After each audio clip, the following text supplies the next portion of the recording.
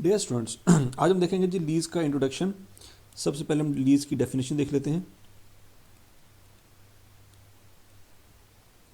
Lease is an agreement between two parties that conveys right to use an asset for a specific period of time in exchange for consideration.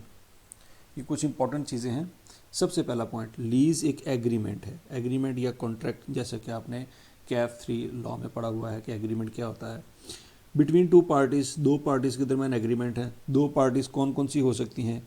Number 1, एक हो सकती है लेसी। लेसी क्या होता है मैं अभी बताता हूँ। दूसरी हो सकती है लेसर। दो पार्टीज हैं, एक का नाम है जी बाय क्या कहते हैं लीज, लेसी जिसको कहते हैं, दूसरा है laser.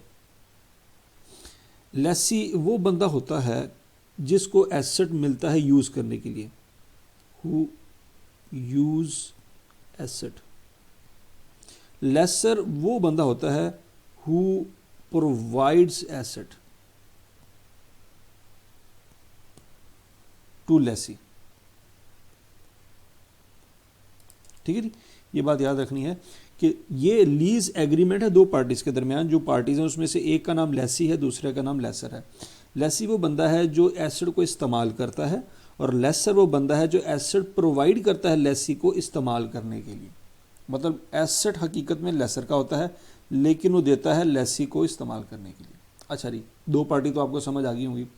Date conveys right to use an asset, किसको मिलता है राइट इस्तेमाल करने का? लेसी को। फॉर ए स्पेसिफिक पीरियड, क्या पूरी ज़िंदगी के लिए इस्तेमाल करना है? 100 साल, 1000 साल या 1,00,000 साल? ये स्पेसिफिक पीरियड होता है जो डिपेंड करता है एसिड की यूज़फुल लाइफ पे। मतलब अगर एसिड की यूज़फुल लाइफ 10 साल है तो हो सकता है वो 8 साल यूज़ कर सके, 6 साल कर सके, 9 साल कर सके, 10 साल कर सके, लेकिन 12 साल नहीं कर सकता। क्यों? क्योंकि उसकी यूज़फुल लाइफ ही 10 साल है। ठीक है जी, तो मतलब उसका एक स्पेसिफिक टाइम होगा जो यूज़फुल लाइफ के बराबर हो सकता है या उससे कम हो सकता है। For a specific period of time in exchange for, वो मुफ्त में तो नहीं ना देगा, इन एक्सचेंज फॉर कंसिडरेशन, वो कुछ कैश लेगा, कुछ पैसे लेगा लेसर लेसी से, तभी वो उसको एसेट देगा। ठीक है जी, तो सबसे पहला पॉइंट तो ये आपको डेफिनेशन क्लियर हो जानी चाहिए कि लीज का मतलब क्या है। Lease is an agreement between two parties that conveys right to use an asset for a specific period of time in exchange for consideration. अब हम आगे इसको वन बाय वन देखते हैं। सपोज मिस्टर बशीर एक बंदा है, उसको चाहिए एक गाड़ी, वो कार की नीड में है, he needs a car for his use, लेकिन उसके पास कैश नहीं है। मतलब इतना कैश नहीं है कि वो गाड़ी ले सके। फ़र्ज़ करिए गाड़ी आती है 40 लाख रुपए की। ठीक है, गाड़ी की आज कॉस्ट या कैश प्राइस जो है 40 लाख रुपया है। तो 40 लाख रुपया उसके पास नहीं है, इकट्ठा 40 लाख रुपया नहीं है। ठीक है जी, तो वो क्या कर सकता है? उसके पास क्या क्या ऑप्शन है? ये मिस्टर बशीर है, वो जाएगा बैंक के पास, एमसीबी बैंक के पास गया और उसने कहा जी मुझे गाड़ी चाहिए। बात हुई, ओके। एमसीबी बैंक कहता ठीक है जी आप डाउन पेमेंट कर दें। एमसीबी बैंक ने मांगी जी डाउन पेमेंट 5 लाख। मतलब 40 लाख की गाड़ी वो 5 लाख रुपए में फ़िलहाल वो डील कर रहे हैं। ओके जी, बशीर ने क्या किया जी, 5 लाख रुपया लोगों से, अपने क्या कहते हैं दोस्तों यारों से इकट्ठा करके 5 लाख रुपए बैंक को दे दिया। ओके, बैंक क्या करेगा? होंडा वालों से रब्ता करेगा, होंडा कंपनी से, और बैंक होंडा कंपनी से गाड़ी लेके बशीर को दे देगा। ठीक है जी, ये बात आपने अच्छी तरह से याद रखनी है। बशीर ने दिया 5 लाख रुपया, बैंक ने फ़र्ज़ करें ये गाड़ी जो थी होंडा कंपनी के पास, ये गाड़ी 30 लाख रुपए की है। आजकल मतलब रेट यही चल रहा है, 30 लाख रुपए की गाड़ी। बैंक ने 30 लाख रुपया पे किया होगा होंडा को, होंडा से ले ली कार, और कार उसने दे दी बशीर को। ठीक है जी, होंडा ने कार दी बैंक को, बैंक ने कार दे दी बशीर को। बशीर ने 5 लाख रुपया दिया बैंक को और बैंक ने 30 लाख रुपया दिया होंडा को। अब ज़रा सुने सिचुएशन क्या है। अब बैंक ने 30 लाख रुपया बशीर से नहीं लिया, सिर्फ 5 लाख रुपया लिया, पहला पॉइंट।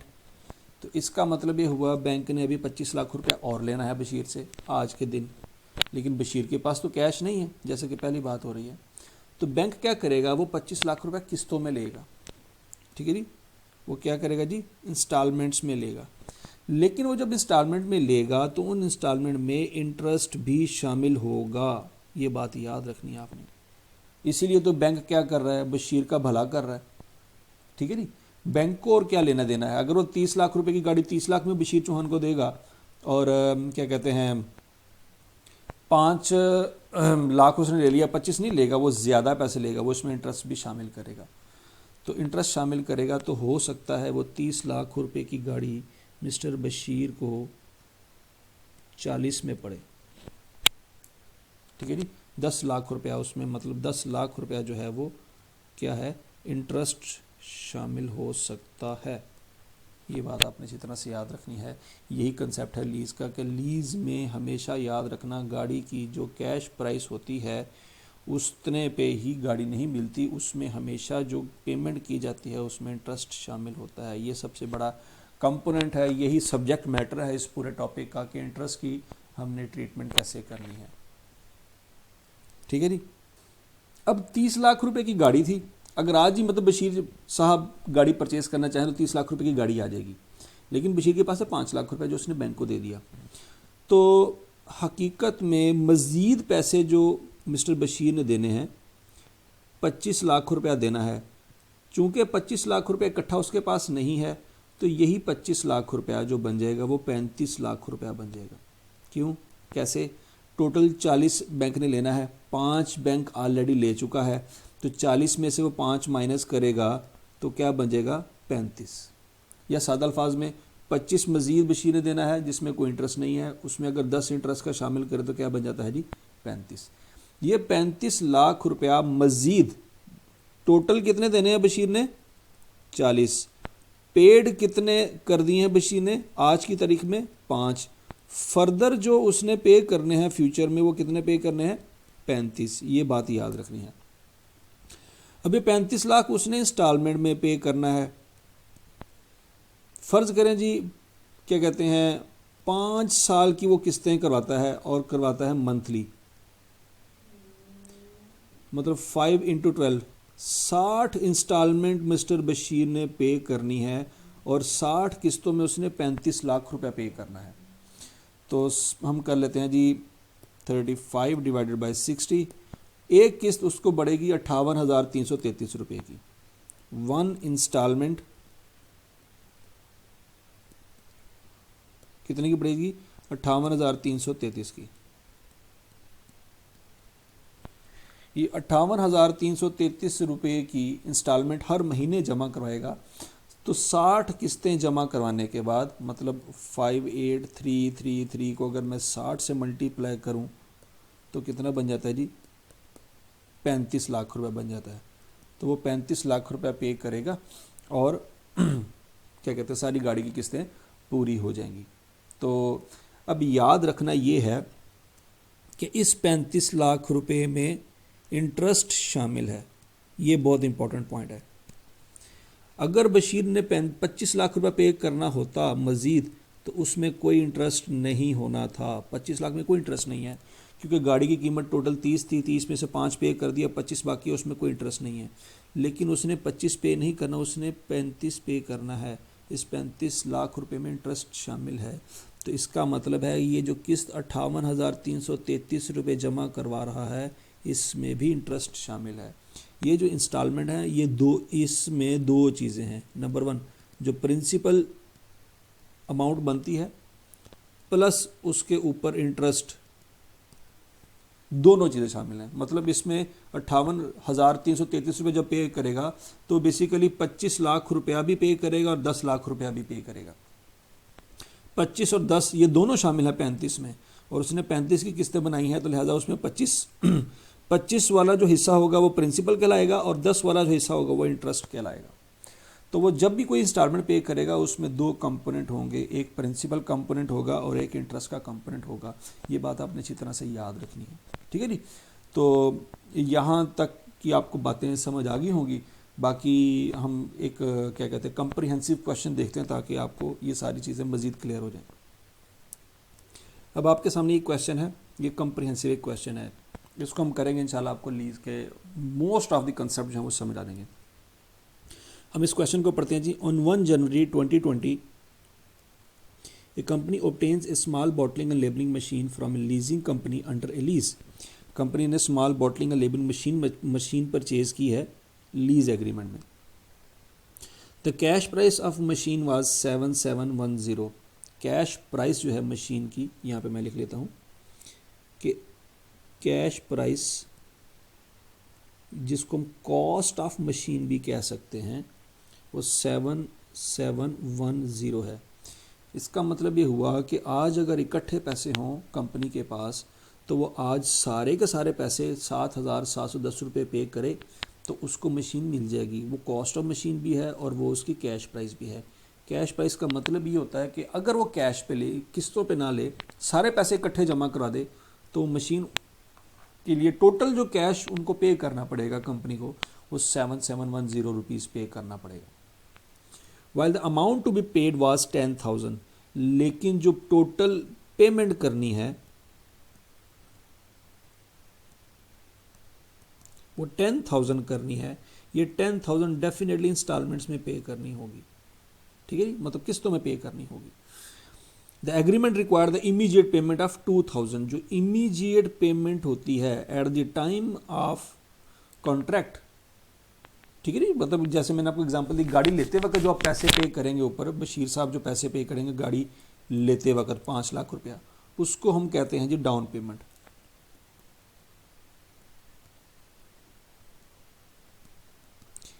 अच्छा जी, डाउन पेमेंट उसने पे करनी है जी 2,000 रुपया। टोटल पेमेंट कितनी है 10, डाउन पेमेंट कितनी है 2।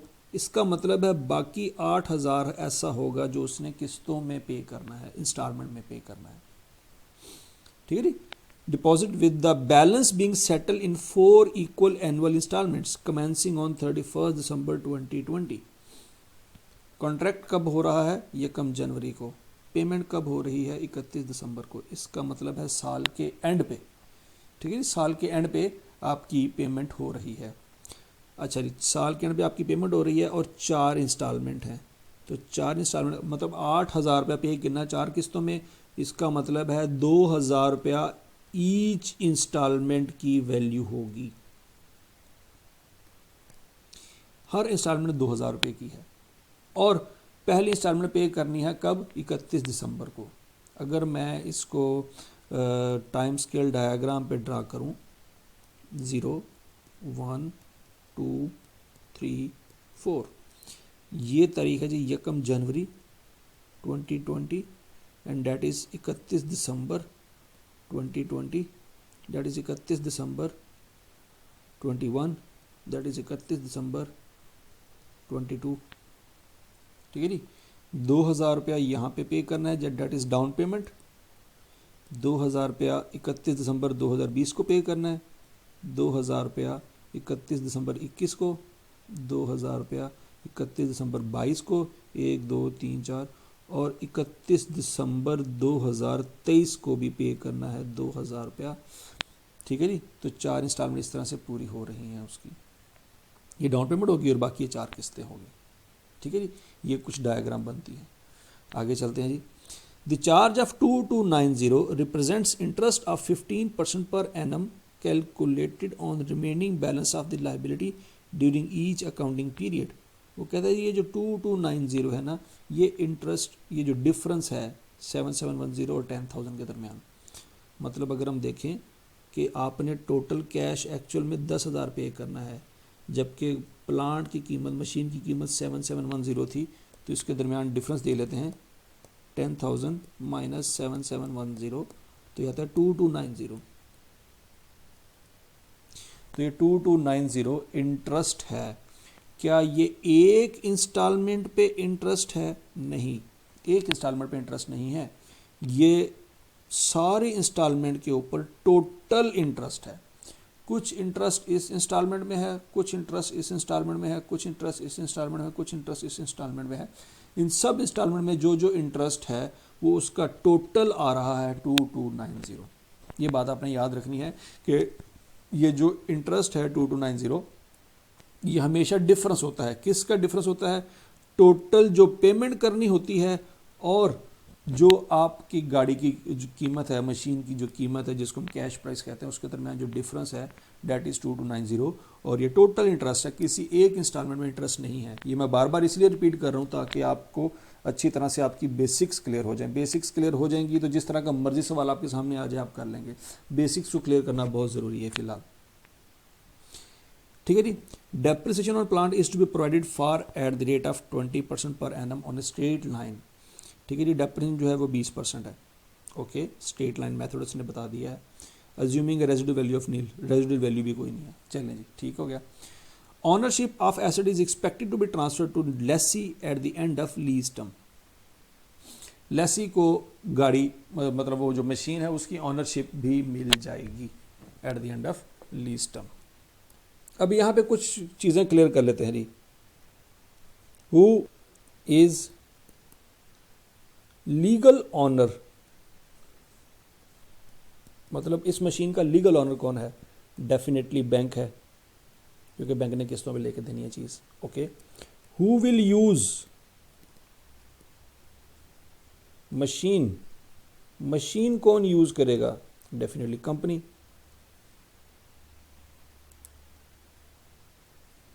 ठीक है, कंपनी ने यूज करनी। What is lease term?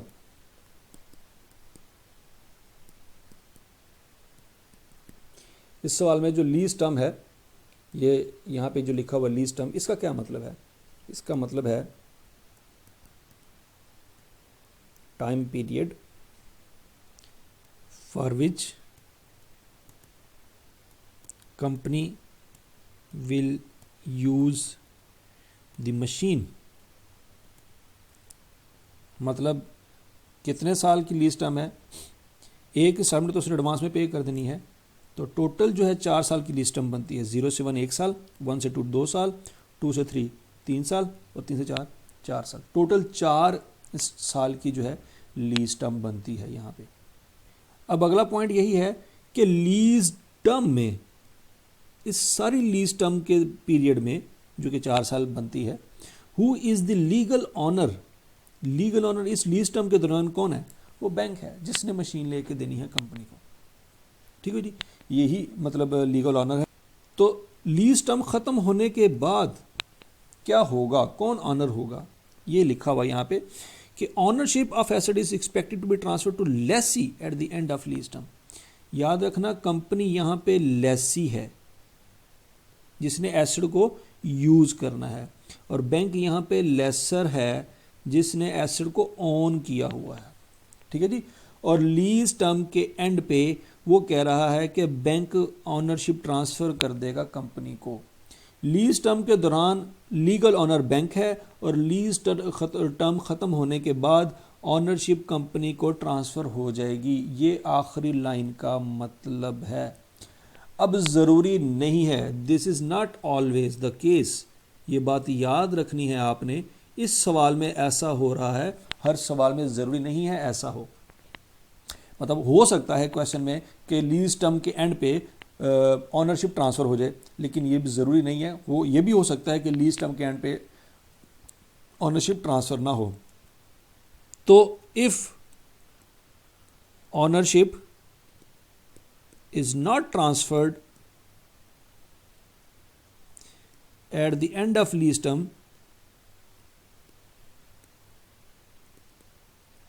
then lessee, जो कि इस केस में कंपनी है, will return the asset, जो कि मशीन है, to lessor। लेसर यहाँ पे कौन है? बैंक है। ये याद रखना, बहुत इंपॉर्टेंट पॉइंट है कि अगर ऑनरशिप ट्रांसफ़र नहीं होनी, ऐसी कोई क्लॉज नहीं लिखी हुई क्वेश्चन में कि ऑनरशिप ट्रांसफ़र होगी कि नहीं होगी, तो इसका मतलब ये होगा कि लीज टर्म ख़त्म होने के बाद लेसी, जो कि इस सवाल में कंपनी है, वो रिटर्न कर देगी मशीन को, किसको, लेसर को, बैंक को वापस कर देगी। ठीक है जी, ये इंपॉर्टेंट पॉइंट है, ये आपने याद रखना है। अब आगे चलते हैं जी। ये मेरा ख्याल है ये सारी बातें जो मैंने यहाँ पे पढ़ी थी वो मैंने वन बाय वन आपको समझा दी होंगी कि लेसर कौन है, लेसी कौन है, कौन लीगल ऑनर है, कौन उसका जो है यूज़ करेगा मशीन को, वगैरह वगैरह। अब अगला पॉइंट यह है calculate the lease payment and present value of lease payment. पहली रिक्वायरमेंट है, ए पार्ट है, उसको हमने करना है। आज के बाद आपने याद रखना है कि लीज पेमेंट को इन शॉर्ट एलपी हम लिखेंगे। एलपी मींस लीज पेमेंट, और पीवी ऑफ एलपी का मतलब होगा present value of lease payment. ये मतलब आपको क्लियर होने चाहिए, शॉर्ट वर्ड जो है। ठीक है जी। अब हम लीज पेमेंट कैलकुलेट कर लेते हैं जी। ए पार्ट है लीज पेमेंट्स, कि लीज की पेमेंट्स कितनी है। सबसे पहला सवाल तो ये है कि लीज पेमेंट में हमेशा याद रखना, मैंने आपसे पहले भी पीछे भी पूछा था, क्या पेमेंट्स या इंस्टॉलमेंट में इंटरेस्ट शामिल होता है? यस, हमेशा याद रखना कि लीज पेमेंट में इंटरेस्ट हमेशा एडेड होता है। ठीक है जी। तो लीज पेमेंट कितनी है याद रखना, एक तो है जी डाउन पेमेंट 2000 की, और 4 बाकी इंस्टॉलमेंट है जो उसने पे करनी है। टोटल अमाउंट बन जाती है 10,000। सादा अल्फाज में यह 10,000 आपको क्वेश्चन में गिवन था, ये वाला। ठीक है जी। Amount to be paid was 10,000। तो टोटल लीज पेमेंट जो बनती है, टोटल जो आपने पेमेंट करनी है, दैट इज लीज पेमेंट। और इस टोटल पेमेंट में इंटरेस्ट शामिल है। ये बात याद रखनी है आपने कि लीज पेमेंट में हमेशा इंटरेस्ट शामिल होता है। इसको अच्छी तरह से क्लियर कर लो, इसको अच्छी तरह से दिमाग में बिठा लो इस बात को कि लीज पेमेंट में इंटरेस्ट शामिल होता है। अगला point, present value of lease payment. अब हमने करनी है प्रेजेंट वैल्यू फाइंड। तो प्रेजेंट वैल्यू फाइंड करने के लिए मैंने आपको 2 फैक्टर पढ़ाए थे। एक ये वाला फैक्टर था 1 + i⁻n, और एक ये वाला फैक्टर था 1 - 1 + i⁻n/i। ये मैंने आपको बताया था कि ये डिस्काउंटिंग फैक्टर है सिंगल वैल्यू के लिए, लेकिन अगर बहुत ज़्यादा वैल्यूज़ हों, मल्टीपल वैल्यूज़ हों, तो उस पर यह फैक्टर अप्लाई होता है। लेकिन मैंने आपको कंडीशन बताई थी कि सेम पेमेंट्स होनी चाहिए और सेम टाइम डिफरेंस होना चाहिए। अगर टाइम डिफरेंस तमाम इंस्टॉलमेंट में सेम है और अमाउंट सेम है तो ये फैक्टर लगेगा। ये बात अपनी अच्छी तरह से याद रखनी है। तो हमारे इस सिनेरियो में तमाम पेमेंट सेम है, ठीक है जी, और उनके दरमियान टाइम इंटरवल भी सेम है, हर साल के एंड पे करना है, तो यहाँ पे एनुटी फैक्टर ही यूज़ होगा। ठीक है जी। तो 2000 आ जाएगा यहाँ पे, प्लस 2000 आ जाएगा, ये अलग-अलग लिखेंगे। 1 - 1 प्लस रेट, यहाँ पे इस क्वेश्चन में देखना है हमने क्या यूज़ होगा, 15% इंटरेस्ट रेट उसने दिया हुआ 15%, 0.15 पावर -3 ओवर 0.15। सॉरी -3 नहीं आएगा, ये -4 आएगा। अच्छा, ये 2000 मैंने अलहदा क्यों लिखा और इसके साथ मैंने फैक्टर -4 क्यों लगाया, ये ज़रा क्लियर कर लें। ये देखिए जी, ये आपके पास सारी टाइमलाइन है। ये वो डाउन पेमेंट है जो उसने at the time of contract जमा करवाई थी 1 जनवरी को। जिस दिन गाड़ी लेनी थी उसी दिन उसने 2000 जमा करवाया था। तो इसमें कोई इंटरेस्ट नहीं है, याद रखना। जिस दिन कॉन्ट्रैक्ट हो रहा है अगर उसी दिन आपने एडवांस में पेमेंट जमा करवाई है तो उस पर कोई इंटरेस्ट नहीं होता। हाँ, वो जो फ्यूचर में आपने इंस्टॉलमेंट जमा करवानी होती हैं जिसको कॉन्ट्रैक्ट वाली डेट पे लेके आना होता है, उनमें इंटरेस्ट शामिल होता है। इन 4 इंस्टॉलमेंट में इंटरेस्ट शामिल है, इसमें इंटरेस्ट शामिल नहीं है। ठीक है जी। वो मैंने आपको एनुटी का कंसेप्ट पढ़ाया था जिसमें एडवांस में पेमेंट थी। ये वाला पॉइंट आपको याद होगा कि एक पेमेंट अगर 0 पे है और बाकी फ्यूचर में है तो इसमें इंटरेस्ट शामिल नहीं था, बाकियों में इंटरेस्ट शामिल था। इसको जब हमने एनुटी का फार्मूले से किया था तो एक वैल्यू मैंने अलहदा लिखी थी जिस पे कुछ भी नहीं डिस्काउंटिंग की थी, और बाकी वैल्यूज़ पे मैंने डिस्काउंटिंग की थी। टोटल यहाँ पे देखें 1 2 3 4 5 किस्तें थी, तो 5 किस्तों की मैंने कैलकुलेशन कैसे की थी, एक वैल्यू लेदर लिख ली थी और बाकी के साथ पावर में -4 लिखा था। वही पॉइंट हम अपने सवाल में कर रहे हैं। ठीक है जी। इस पे कोई इंटरेस्ट नहीं है। 1 2 3 ये 4 जो इंस्टॉलमेंट है इसमें इंटरेस्ट शामिल है। ठीक हो गया जी। तो यहाँ पे 2000 वैसे का वैसे ही आएगा, उसमें कोई इंटरेस्ट शामिल नहीं है। बाकी जो 4 इंस्टॉलमेंट हैं, जो पावर -4 लिखा हुआ है, ये -4 का मतलब है 4 इंस्टॉलमेंट हैं जिसमें इंटरेस्ट है, तो उस पर इंटरेस्ट फैक्टर लगेगा। तो अब यहाँ से हम कैलकुलेटर यूज़ करके आंसर निकाल लेते हैं। That is 2000 plus 2000 into 1 minus 1.15, ये 1.15 बन जाता है, ठीक है जी, पावर -4 ओवर 0.15, यहाँ पे करते हैं ब्रैकेट क्लोज, इक्वल प्रेस करते हैं तो 7709.956 आता है। अगर हम इसको राउंड ऑफ करें तो 7710 बन जाता है। अब ये 7710 कहीं हमने देखा है, ये ज़रा ऊपर आए ज़रा, अब हम देखें ना तो यहाँ पे लिखा हुआ है 7710 और इसके साथ लफ्ज़ लिखा हुआ कैश प्राइस। इसका मतलब ये हुआ कि present value of lease payment is cash price. और अभी अभी हमने डिस्कस किया था कि कैश प्राइस जो होती है वही कॉस्ट ऑफ मशीन भी कहलाती है, ठीक है जी। तो यहाँ पे हम ये कह सकते हैं this is cost of machine. तीन चीज़ें आपस में मैच कर रही हैं यहाँ पे फिलहाल। किसी मशीन की कॉस्ट या cash price is equal to present value of lease payment. लेकिन ये सिर्फ इस क्वेश्चन में है, हमेशा नहीं होगा। मतलब लीज का सवाल करते वक्त ये आपने बात याद रखनी है कि ये वाली सिचुएशन हर सवाल में नहीं होगी, किसी में होगी किसी में नहीं होगी। ये बहुत इंपॉर्टेंट पॉइंट है, ठीक है जी। अब अगला हमारा क्वेश्चन ये है कि why there is a difference between 10,000 and 7710। Lease payment की वैल्यू है 10,000 और present value of lease payment की वैल्यू है 7,710, ठीक है जी। ये है जी लीज पेमेंट और ये है जी present value of lease payment 7710। Why there is a difference, इनमें डिफरेंस क्यों है? बिकॉज ये फ्यूचर वैल्यू है और ये प्रेजेंट वैल्यू है। इसमें इंटरेस्ट शामिल है, इसमें इंटरेस्ट शामिल नहीं है, ठीक है जी। इसमें इंटरेस्ट शामिल है और इसमें इंटरेस्ट शामिल नहीं है। ये बात अब बार बार मैं रिपीट कर रहा हूँ ताकि आपको क्लियर हो जाए। There is no interest in present value of lease payment. Present value lease payment में कोई इंटरेस्ट शामिल नहीं होता, but there is interest in total lease payments. Lease payment की जो टोटल वैल्यू होती है उसमें इंटरेस्ट शामिल होता है। इन दोनों के दरमियान जो डिफरेंस है वो वंस अगेन वही है 2290 का, और ये इंटरेस्ट का जो टोटल डिफरेंस है this is on total instalments, not in single instalments. ये बात याद रखनी है कि 2290 का जो डिफरेंस है वो टोटल तमाम किस्तों के दरमियान जो इंटरेस्ट है वो है, किसी सिंगल किस्त के दरमियान इतना इंटरेस्ट नहीं है। ये बात अपनी अच्छी तरह से याद रखनी है, ठीक है जी। अब हमारा पार्ट ए हो गया। पार्ट ए क्या था हमारा? Calculate lease payment and present value of lease payment, वो हमने कैलकुलेट कर लिया। अब है जी पार्ट बी की बारी। Prepare general entries in the books of Lesi for the year and 31 December 2020 and 31 दिसंबर 2021। हमने जनरल एंट्रीज पास करनी है इन लेसी। लेसी कौन है जी यहाँ पे? जिसने मशीन को यूज़ करना है, मतलब company. Company obtain a small bottling plant, company ने यूज़ करना है तो कंपनी लेसी है, ठीक है जी। ये बात याद रखनी है। अभी हम करना है जी बी पार्ट।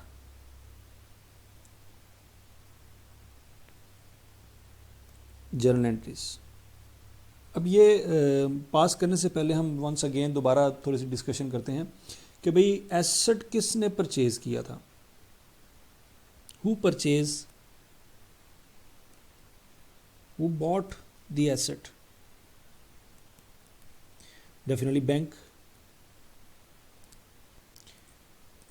किसके लिए परचेज किया था? Definitely for company. Who will ultimately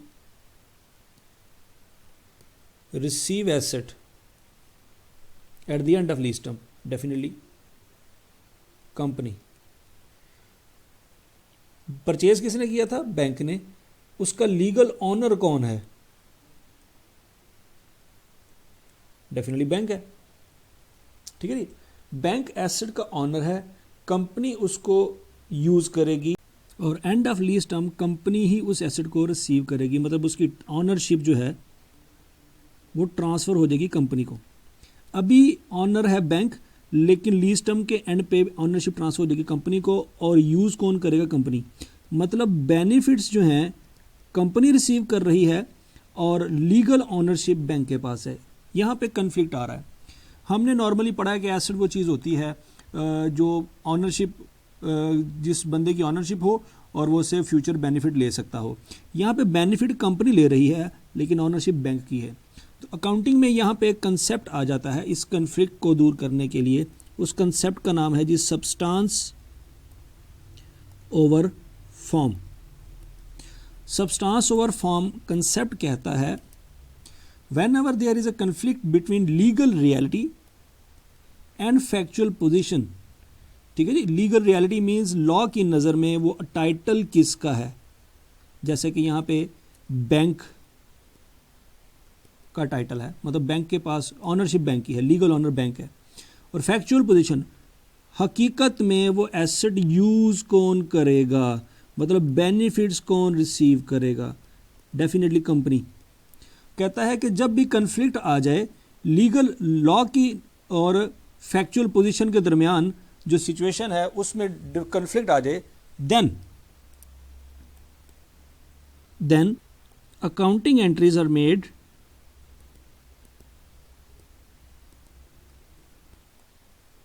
on the basis of fact of agreement rather than legal reality। मतलब सादा अल्फाज में हमने अकाउंटिंग एंट्रीज जब पास करनी है तो हम देखेंगे कि एसेट के बेनिफिट कौन रिसीव कर रहा है, कंपनी। तो हम अकाउंटिंग के पॉइंट ऑफ व्यू समझेंगे कि कंपनी जो है, कंपनी अपनी बुक्स में एसेट को रिकॉर्ड करेगी, बैंक की बुक्स में एसेट रिकॉर्ड नहीं होगा। लॉ की नज़र में बैंक ऑनर है लेकिन अकाउंटिंग की नज़र में कंपनी ऑनर है। क्यों? क्योंकि कंपनी उसके बेनिफिट्स रिसीव कर रही है। ठीक है जी। मतलब अकाउंटिंग की नज़र में जो भी ऑर्गेनाइजेशन किसी एसेट के बेनिफिट रिसीव करेगी वो ऑर्गेनाइजेशन उसकी ऑनर है, चाहे लॉ की नज़र में बैंक ऑनर है। ये कंसेप्ट है सब्सटेंस ओवर फॉर्म का। ये बहुत इंपॉर्टेंट कंसेप्ट है। सारे के सारी लीज जो है हमारा जो स्टैंडर्ड है वो इसी पे बेस करता है, सब्सटेंस ओवर फॉर्म। हमने सब्सटेंस को देखना है, फैक्ट को देखना है, हमने लीगल फॉर्म को नहीं देखना। ये बात ली। सब्सटेंस का मतलब है हकीकत, हकीकत में कौन यूज़ कर रहा है एसेट, कंपनी। फॉर्म का मतलब है लॉ, लॉ जो है सबूत मांगता है, हकीकत नहीं देखता लॉ। तो लॉ की नज़र में चूँकि सबूत या टाइटल कह लें या डॉक्यूमेंट्स कह लें गाड़ी के या मशीन के, वो बैंक के पास हैं, तो लिहाजा बैंक उसका ऑनर है लॉ की नज़र में। लेकिन हकीकत जो है वो ये है कि इसका बेनिफिट कौन उठा रहा है जी, कंपनी उठा रही है।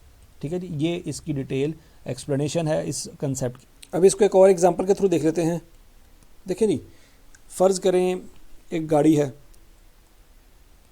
उसकी कॉस्ट है 2 मिलियन, आपने परचेज़ की, टोटल कैश पे किया 2 मिलियन का, तो गाड़ी आपके यूज़ में आ गई और गाड़ी के डॉक्यूमेंट्स भी आपके नाम पे ट्रांसफ़र हो गए। तो गाड़ी लॉ के नज़र में भी आपकी है और चूंकि आप इस्तेमाल कर रहे हैं, उसका बेनिफिट आप उठा रहे हैं, तो अकाउंटिंग की नज़र में भी आपकी है। तो यहाँ पे कोई मसला नहीं है, लॉ और अकाउंटिंग में कोई इशू नहीं है, क्योंकि गाड़ी की टोटल पेमेंट आपने कर दी, आपकी गाड़ी होगी। लॉ की नज़र में डॉक्यूमेंट आपके नाम पे ट्रांसफ़र हो गए हैं और आप यूज़ भी कर रहे, उससे फ़ायदे भी उठा रहे हैं। तो लॉ और सब्सटेंस, फॉर्म और सब्सटेंस दोनों सेम है। लेकिन वही गाड़ी जो 2 मिलियन की थी, आपने सिर्फ एक 0.5 मिलियन या 5 लाख रुपया कैश पे करके ले ली। तो गाड़ी यूज़ तो आप कर रहे हैं लेकिन डॉक्यूमेंट आपके नाम पे नहीं है। यहाँ पे मसला है। लॉ की नज़र में जिसके पास डॉक्यूमेंट होंगे वो ऑनर है, लेकिन अकाउंटिंग की नज़र में जो यूज़ कर रहा है, जो फ्यूचर इकोनॉमिक बेनिफिट्स उठा रहा है, एसेट उसका है। तो यहाँ पे कन्फ्लिक्ट है। इस कन्फ्लिक्ट को हमने क्लियर करने के लिए जो कंसेप्ट डिस्कस किया है, that is substance over form. कि अगर इस तरह का कन्फ्लिक्ट आ जाए तो एंट्रीज जो हैं वो किसकी बुक में पास होंगी, तो एंट्रीज जो अकाउंटिंग कहती है कि जो यूज़ करेगा उसकी बुक्स में पास होंगी, जिसके पास डॉक्यूमेंट पड़े हैं उसके पास नहीं होगी। क्यों? क्योंकि बैंक ने वो गाड़ी यूज़ नहीं करनी, बैंक के पास सिर्फ टाइटल पड़ा है, गाड़ी उसने यूज़ नहीं करनी, गाड़ी इसने यूज़ करनी। तो लिहाजा हमने जब अकाउंटिंग एंट्रीज पास करनी है तो हम लेसी की बुक्स में पास करेंगे। अच्छा, अब पहला पॉइंट ये है इस क्वेश्चन में, कंपनी जो कि लेसी है उसने वो मशीन रिसीव कर ली, ठीक हो गया जी। तो हम कहेंगे जी कि मशीन है या एसेट है जो भी है वो डेबिट हो जाएगा क्योंकि उसने वो मशीन ले ली है। ओके, अब उसने सारे पैसे पे नहीं किए, ठीक हो गया जी, तो डेफिनेटली लायबिलिटी आएगी साथ।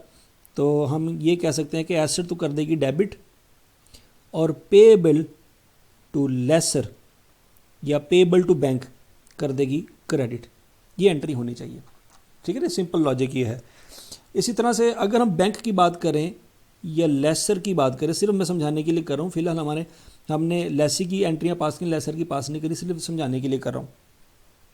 बैंक ने वो गाड़ी दे दी किसको, कंपनी को, वो मशीन दे दी फर्ज करें कंपनी को, तो बैंक की बुक्स में से एसेट हो जाएगा क्रेडिट हो जाएगा और रिसीवेबल पैसे मिलने हैं ना उसको भी, फ्यूचर में मिले तो नहीं सारे, तो रिसीवेबल वो कर देगा debit, receivable from lessee, receivable from lessee debit और एसेट क्रेडिट। ये एंट्री क्या पास करेगा, asset debit payable to lessor credit. ये इसने पे करना लायबिलिटी है तो इसलिए क्रेडिट कर देगा, इसने पैसे रिसीव करने तो इसका वो एसेट हो जाएगा, रिसीवेबल एसेट है, और एसेट इसकी बुक्स में से जो मशीन है वो निकल गई है तो वो क्रेडिट। अब थोड़ा सा स्पेसिफिक टर्मिनोलॉजीज यूज़ करते हैं, ये एंट्री तो लॉजिकली हमें समझ आ गई है, लेकिन यहाँ पे लीज्ड एसेट की बजाय एक लफ्ज़ स्टैंडर्ड यूज़ करता है, हम वो यूज़ करेंगे, debt is right to use. Right to use debit और पेएबल टू लेसर की जगह जो टर्मिनोलॉजी है डेट इज़ लीज लायबिलिटी, वो क्रेडिट हो जाएगा, ठीक है नी, ये आपने बात याद रखनी है। अब अगला सवाल ये है कि किस अमाउंट से ये डेबिट होगा और किस अमाउंट से क्रेडिट होगा। हमने अमाउंट अब क्लियर करनी है, हमें यह समझ आ गई है कि एसेट कंपनी ने यूज़ करना है तो कंपनी की बुक्स में वो डेबिट हो जाएगा, और चूंकि पेमेंट सारी की सारी अभी नहीं की तो लायबिलिटी क्रेडिट कर देंगे। सवाल यह है कि किस अमाउंट से। देखें हमारे पास इस क्वेश्चन में दो अमाउंट हैं, कौन कौन सी, एक है जी 10,000 लीज पेमेंट और दूसरी है जी 7710। ये दो अमाउंट है, तो सवाल ये है कि क्या 10,000 पे डेबिट करेंगे या 7,710 रुपये पे डेबिट करेंगे। फ़र्ज़ करें जी हम 10,000 पे एसेट को डेबिट करते हैं, यहाँ पे लिख देते हैं 10,000। ओके, तो 10,000 में आपको पता होना चाहिए कि 10,000 में इंटरेस्ट शामिल है, यही हमने क्लियर किया था ना। 10,000 फ्यूचर वैल्यू है, 7,710 प्रेजेंट वैल्यू है, और इन दोनों में जो डिफरेंस है वो इंटरेस्ट का है, तो इंटरेस्ट 10,000 में इंटरेस्ट शामिल है, ठीक है जी। ये 2,290 इसमें शामिल है, इसमें से नहीं है। तो अगर हम 10,000 रुपये से अपने एसेट को डेबिट कर देंगे तो इट मीन्स हम इंटरेस्ट को कैपिटलाइज कर रहे हैं, हम इंटरेस्ट को कॉस्ट ऑफ एसेट में शामिल कर रहे हैं। We are capitalising interest means borrowing cost, ठीक है जी। हम बोरोइंग कॉस्ट को कैपिटलाइज कर रहे हैं क्योंकि एसेट की कॉस्ट में शामिल कर रहे हैं। अब हमने, अगर आपको याद हो बोरोइंग कॉस्ट, तो आपको पता होना चाहिए कि बोरोइंग कॉस्ट सिर्फ और सिर्फ क्वालिफाइंग एसेट में ऐड होती है, मतलब क्वालिफाइंग एसेट में कैपिटलाइज होती है। अब क्वालिफाइंग एसेट्स क्या होते हैं, assets which take substantial time to get ready for use। ऐसे एसेट जिनको यूज़ करने के लिए काफ़ी टाइम चाहिए, मतलब उसको रेडी करने के लिए काफ़ी टाइम चाहिए, उसको कहते हैं क्वालिफाइंग एसेट। लेकिन मशीन तो मतलब रेडी टू यूज़ है, तो ऐसा एसेट जो रेडी टू यूज़ है, ऑलरेडी जिस दिन परचेज़ किया उसी दिन वो रेडी टू यूज़ है, तो वो क्वालिफाइंग एसेट नहीं है। तो सिर्फ बोरोइंग कॉस्ट उस वक्त या इंटरेस्ट उसी वक्त किसी एसेट की कॉस्ट में ऐड करते हैं जब वो क्वालिफाइंग एसेट हो। जब वो क्वालिफाइंग एसेट नहीं होगा तो इंटरेस्ट उसमें ऐड नहीं होगा। सादा अल्फाज में हम एसेट को 10,000 से डेबिट नहीं कर सकते, ठीक है जी। हम इसको फिर मिटा देंगे, तो 10,000 वाली ऑप्शन तो हम यूज़ नहीं कर सकते। हमारे पास एक ही ऑप्शन बची है 7710, ठीक है जी। अब इसकी लॉजिक भी आप क्लियर कर लें कि 7710 से डेबिट क्यों कर रहे हैं। चलो जी, एक तो समझ आ गई कि इसको तो नहीं कर सकते, लेकिन सवाल यह है कि 7710 को डेबिट क्यों कर रहे हैं। अच्छा जी, इसका जवाब सुन लें। देखिए सिंपल सी बात है, ये कंपनी है, ये बैंक है, और ये तीसरी कंपनी है जो मशीन बनाती है, मशीन मैन्युफैक्चर। कंपनी ने बैंक से कहा मुझे मशीन लेके दो, बैंक ने तीसरी पार्टी से मशीन ली और हमें दे दी, ठीक है जी। बैंक ने तीसरी पार्टी को कितने पैसे पे किए होंगे? 7710। क्यों? क्योंकि उसकी कॉस्ट या परचेज प्राइस या कैश प्राइस जो है वो 7710 है। अगर हम इसको एक सिंपल सिनेरियो में देखें कि हम फ़र्ज़ करें जी बैंक से लेते हैं लोन, हमने मशीन ले ली है 7,710 की, हम डायरेक्टली इस कंपनी से रब्ता करते हैं। हम कंपनी से कहते हैं जनाब हमें मशीन चाहिए। कंपनी कहेगी ठीक है 7710 पे करो, मशीन ले लो।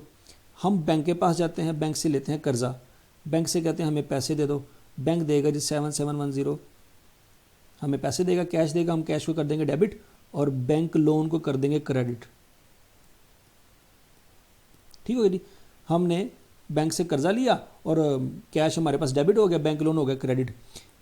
अब हमने वो पैसे पकड़े और कंपनी के पास चले गए, किसके पास? जो मशीन मैन्युफैक्चरिंग करती है। इस कंपनी को हमने दिया कैश 7710 का और मशीन ले ली। तो मशीन हमारे पास, हमें कितने की मशीन पड़ी आज की तारीख में? 7710 की। तो अगर हम इन दोनों एंट्रीज को देखें तो ये चीज़ आपस में कैंसिल हो जाती है, कैश कैश से कैंसिल हो गया। तो सादा अल्फाज में मशीन डेबिट हो रही है 7710 से और बैंक लोन क्रेडिट हो रहा है 7710 से। ये एक सिंपल एंट्री बन रही है। तो उस लिहाज से देखा जाए तो मशीन हमारी बुक्स में कॉस्ट पे रिकॉर्ड होगी या कैश प्राइस पे रिकॉर्ड होगी, मतलब 10,000 पे रिकॉर्ड नहीं होगी, 7710 पे रिकॉर्ड होगी। और वही अगला पॉइंट ये है कि आज की तारीख में बैंक के ऊपर जो कर्जा, हमारे ऊपर जो कर्जा है बैंक का, वो 7710 का है, 10,000 का नहीं है। तो वो ही लीज लाइबिलिटी के तौर पे 7710 क्रेडिट होगा और 7710 ही डेबिट होगा। अच्छा जी, एसेट 7710 से डेबिट होगा, उसकी लॉजिक आपको समझ आ गई है। 7710 यहाँ पे क्या चीज़ है? 7710 है जी present value of lease payment. तो आज के बाद अच्छी तरह से याद रखना है आपने कि एसेट हमेशा जो डेबिट होगा वो present value of lease payment की अमाउंट से डेबिट होगा। इसको अच्छी तरह से क्लियर कर लें। बार बार मैं बता रहा हूँ कि एसेट जो डेबिट होगा वो present value of lease payment पे डेबिट होगा, और लीज लाइबिलिटी जब क्रेडिट होगी तो वो भी प्रेजेंट वैल्यू पे होगी, मतलब सादा अल्फाज में वो ऐसी वैल्यू पे होगी जिसमें इंटरेस्ट शामिल नहीं होगा। इस 7710 में कोई इंटरेस्ट नहीं है। अब सोचने वाली बात तो ये है कि हमने बैंक को 7,710 नहीं पे करना, हमने बैंक को 10,000 पे करना है। तो हमारी लाइबिलिटी तो यहाँ पे 10,000 होनी चाहिए थी, क्योंकि हमने अल्टीमेटली 10,000 पे करना है बैंक को, 7,710 रुपये तो पे नहीं करने। तो हमारी लीज लाइबिलिटी 10,000 से क्रेडिट होनी चाहिए थी, 7,710 से क्रेडिट क्यों हो रही है? ये बहुत बड़ा क्वेश्चन है। ये कंसेप्ट क्लियर करना चाहिए। आपके जहन में सवाल आ रहा होगा कि भाई हमने 10,000 पे करना है तो हम 7,710 से लाइबिलिटी को क्यों क्रेडिट कर रहे हैं? अब इसका सिंपल सा आंसर है, वो आपने हमेशा याद रखना है। Interest is an expense on the basis of time.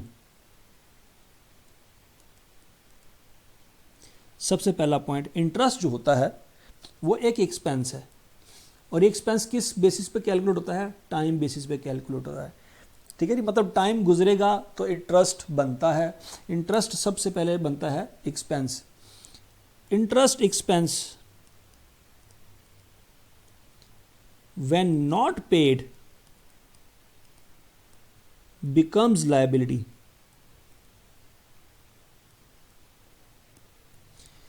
Interest उसी वक्त लाइबिलिटी बनता है जब वो पे ना हो, ये बात याद रखनी है। ठीक है, अगर हम पे कर देंगे तो लाइबिलिटी नहीं है। तो पहला पॉइंट, इंटरेस्ट की पहली कंडीशन है कि वो एक्सपेंस बनता है। एक्सपेंस किस बेसिस पे बनता है? टाइम बेसिस पे बनता है। ठीक है जी, एक्सपेंस बन गया, फिर अगर एक्सपेंस बन गया और आपने पे नहीं किया फिर जाके वो लाइबिलिटी बनता है। तो लिहाजा अभी तो टाइम गुजरा ही कोई नहीं, अभी टाइम गुजरेगा तो इंटरेस्ट बनेगा, इंटरेस्ट बनेगा तो फिर पे हो गया तो फिर भी कोई मसला नहीं है, लेकिन पे नहीं हुआ तो मसला है, फिर जाके आप उसको क्रेडिट कर सकते हैं।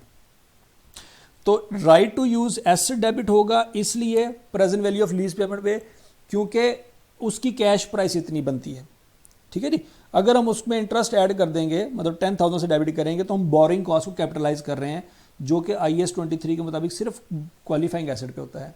और लीज लाइबिलिटी इसलिए प्रेजेंट वैल्यू पे क्रेडिट हो रही है क्योंकि इंटरेस्ट जो है उसका ताल्लुक टाइम गुजरने के साथ है। अभी टाइम गुजरा ही नहीं है, पहला दिन है हमारे कॉन्ट्रैक्ट का, अभी चूंकि कोई टाइम गुजरा ही नहीं है तो हम उसको कैसे इंटरेस्ट को ऑलरेडी आज के दिन पे रिकॉर्ड कर लें लाइबिलिटी। ठीक है जी, ये बात आपको अच्छी तरह से क्लियर हो जानी चाहिए। अच्छा, ये वाली एंट्री हम किस दिन पास करेंगे? जिस दिन हमारा कॉन्ट्रैक्ट हुआ है। हमारा कॉन्ट्रैक्ट किस दिन हुआ है जी? 1 जनवरी 2020 को हुआ है। ठीक है जी, तो ये वाली एंट्री पास करेंगे जी 1 जनवरी 2020 को। अच्छा, अगली एंट्री जो बनती है हमारी, मतलब सेकंड एंट्री जो बनती है वो साल, मतलब 1 जनवरी 2020 को ही बनती है, जिसमें हमने पहले दिन उसको कैश पे किया है। जैसे हमने सवाल पढ़े, कहता है जी amount to be the agreement required the immediate payment of 2000 रुपया कंपनी ने इमीडिएटली पे करना है। तो अगर कंपनी इमीडिएटली 2000 रुपये पे कर रही है तो इसका मतलब है वो भी 1 जनवरी को ही पे कर रही है। तो सादा अल्फाज में कैश हो जाएगा क्रेडिट 2000 से, या आप चेक दे रहे हैं तो बैंक हो जाएगा क्रेडिट 2000 से। ठीक हो गया जी। और लीज्ड लाइबिलिटी उसी दिन हो जाएगी डेबिट, कितने से? 2000 रुपये से। हमारे सर से थोड़ा सा कर्जा कम हो गया।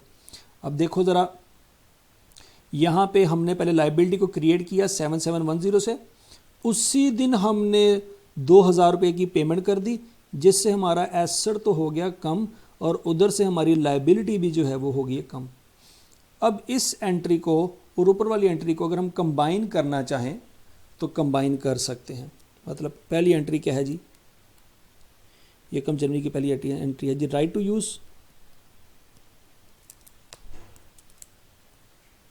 7710 और लीज लाइबिलिटी 7710, और वही 1 जनवरी वाले दिन ये एंट्री भी हो रही है, लीज लाइबिलिटी डेबिट और बैंक ये कैश क्रेडिट। इस दोनों को हम इकट्ठा भी कर सकते हैं, मतलब कंबाइंड एंट्री भी कर सकते हैं। वो कैसे? राइट टू यूज़ 7710, ठीक हो गया जी, कैश या बैंक 2000 से क्रेडिट और लीज लाइबिलिटी 5710 से क्रेडिट। ठीक है जी, हम ये एंट्री कर सकते हैं, दोनों को इकट्ठा कर सकते हैं 1 जनवरी, क्योंकि दोनों चीज़ें एक ही दिन पे हो रही हैं। लेकिन कुछ सवालों में हो सकता है उसी दिन पेमेंट हो, कुछ सवालों में हो सकता है उसी दिन पेमेंट ना हो। तो इसलिए आप कंसेप्चुअली तो ये एंट्री ठीक है, लेकिन बेहतर है कि आप इसको अलग-अलग ही रिकॉर्ड करें। राइट टू यूज़ और लीज लाइबिलिटी टोटल अमाउंट से रिकॉर्ड करेंगे, और पेमेंट जो है वो with the passage of time, जैसे जैसे पे करते जाएंगे वैसे वैसे हम रिकॉर्ड करते जाएंगे। ठीक है जी, ये 2 एंट्रियाँ हो गई साल के पहले दिन 1 जनवरी को। अब जैसे ही साल ख़त्म होगा 31 दिसंबर 2020 आएगा तो डेप्रिसिएशन भी चार्ज होगी, डेप्रिसिएशन एक्सपेंस डेबिट और एक्यूमुलेटेड डेप्रिसिएशन क्रेडिट। अब सवाल ये है कि डेप्रिसिएशन कौन चार्ज करेगा, कंपनी या बैंक? अब सिंपल पॉइंट यहाँ पे ये है कि जो एसेट को रिकॉर्ड करेगा अकाउंटिंग के पॉइंट ऑफ व्यू से वही उसको डेप्रिशिएट भी करेगा। चूंकि कंपनी ने उसको रिकॉर्ड करना है तो डेप्रिशिएट भी कंपनी करेगी। बैंक ने रिकॉर्ड नहीं करना तो बैंक डेप्रिशिएट भी नहीं कर सकता, क्योंकि जिसकी बुक्स में एसेट रिकॉर्ड हो रहा है वही डेप्रिशिएट कर सकता ना, यूजफुल है तो वही कंसिडर करेगा। तो लिहाजा यहाँ पे कंपनी उसको डेप्रिशिएट करेगी। अब सवाल में ये देखना ये है कि डेप्रिसिएशन के बारे में कुछ बताया है। हाँ जी बिल्कुल बताया है। Depreciation plant is to be provided for at the rate of 20% per annum on a straight line basis. ठीक है जी, मशीन प्लांट एंड मशीनरी की कैटेगरी में आ रही है। ओके, 20% पर एनम चार्ज करनी है तो 20% कैलकुलेट कर लेते हैं हम। हमने एसेट का 20% लेना है और उसकी रेजिडुअल वैल्यू भी नील है। ठीक है जी, तो सादा अल्फाज में हम डेप्रिसिएशन को कैसे चार्ज करेंगे, 7710 का लेंगे 20%, क्योंकि एसेट की वैल्यू हमने जो रिकॉर्ड करनी है वो 7710 है, तो 7710 का ही 20% लेंगे।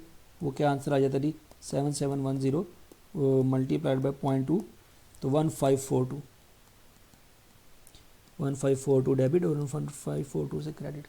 अब यहाँ पे ये बात बहुत इंपॉर्टेंट है ये जानने के लिए कि हमने 20% लिया, क्या ये साल में 12 महीने यूज़ हो रहा है।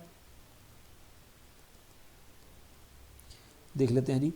देखें, हमारा अकाउंटिंग ईयर एंड हो रहा है 31 दिसंबर को, तो इसका मतलब है स्टार्ट होगा फिर 1 जनवरी को।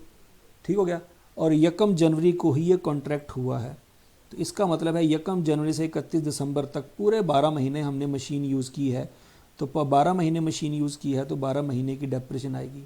हाँ, अगर हमने 10 महीने मशीन यूज़ की होती तो फिर आपको पता ही है कि 10/12 कर देते या 9/12 करते अगर 9 मंथ यूज़ की है, या अगर 3 महीने यूज़ की होती तो 3/12 करते। डेप्रिसिएशन का ताल्लुक होता है कि साल में कितने महीने आपका एसेट यूज़ हुआ है, तो एसेट यूज़ हुआ है 12 महीने, तो पूरे 12 महीनों की डेप्रिसिएशन आएगी।